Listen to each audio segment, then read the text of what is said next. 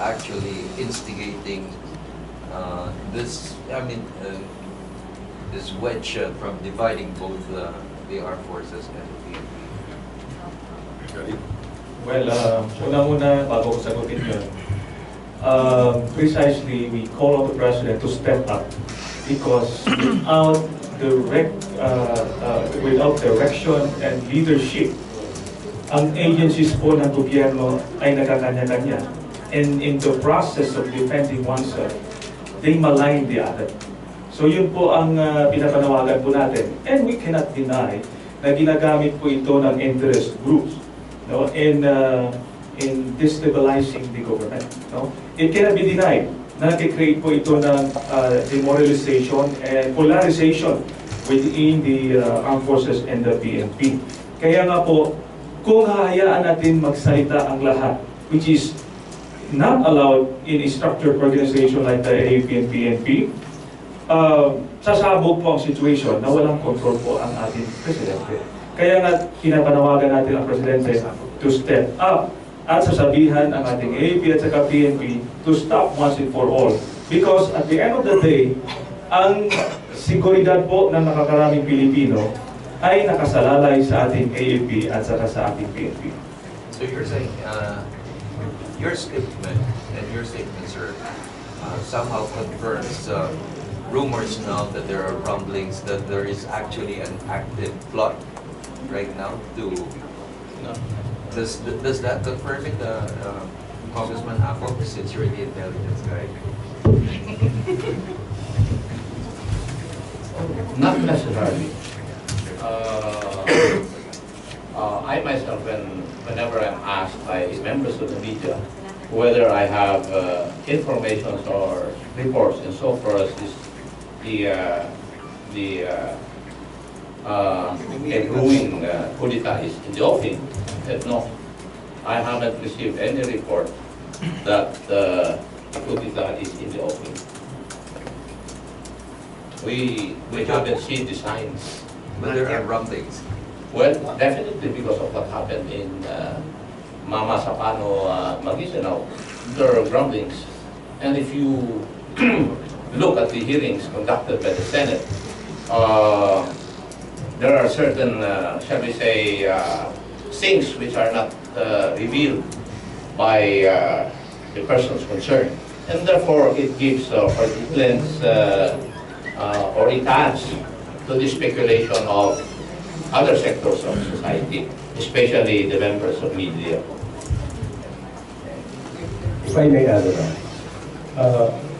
ito'y isang pamamaraan na huwag na nating bigyan ng rason yung ibang mga adventurous groups na i-take advantage nila at exploit nila yung sitwasyon. So the call is step up, which is addressed to the President and to all concerned, no?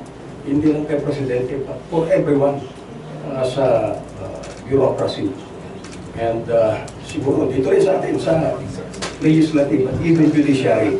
So that's the call that we are advocating, step up for everyone. And we hope that this will bring about positive results. Sir, with what happened? Nagkaroon ba ng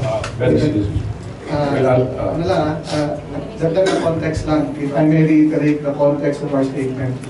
Bakit po kami napilitan tumayo dito ngayon? Kasi di ba may kasabihan ho tayo, nature abhors a vacuum. May nakikita na ho kasi tayong vacuum at the top. And that is dangerous because precisely, we are in a very difficult situation right now. We have a peace process hanging in the balance.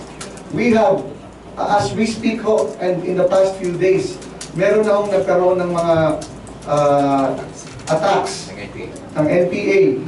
Yung BIFF is threatening to launch massive attacks throughout Mindanao communities. So, the last thing we need right now is an unclear policy at the top. The people downstairs, referring to the AFP and the PNP, bickering.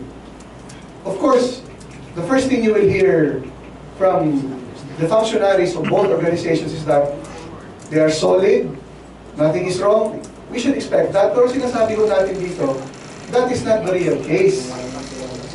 Kasi ho, wala naman yung mag-a-admit eh.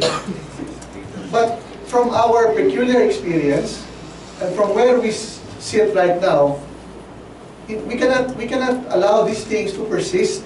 That's why nananawagan ho tayo for decisive action, for direction, for leadership. Kasi ho, sabi nga ho ng, gaya nga ho ng sinabi ni Congressman Batawin, if we allow these things to persist, mahayaan mo natin itong mga to. Eh yung kinakatakutan ho natin, doon ho tayo papunta. Sir Marcel, is that one of the options? Kasi nga, nagkakagulo na rin talaga tungkol sa 15,000. Are you saying that is also an option, martial law? Kasi it's a tool, di ba? For the president. Of course, we do not advocate for a return to martial law. In fact, when we say step up, it's for the president to do something other than, to go back to the ages. What is specific, sir? How does he step up specific? Well, we have actually, questions. we have actually enumerated the signs that the president should take, or the actions that the president should take, to step up. Okay? One is to lead the investigation. Responsibility. Well, to assume responsibility, that's one, as Commander-in-Chief, for responsibility, and we explained that assuming full responsibility does not assume it is not an admission of guilt for a Commander-in-Chief.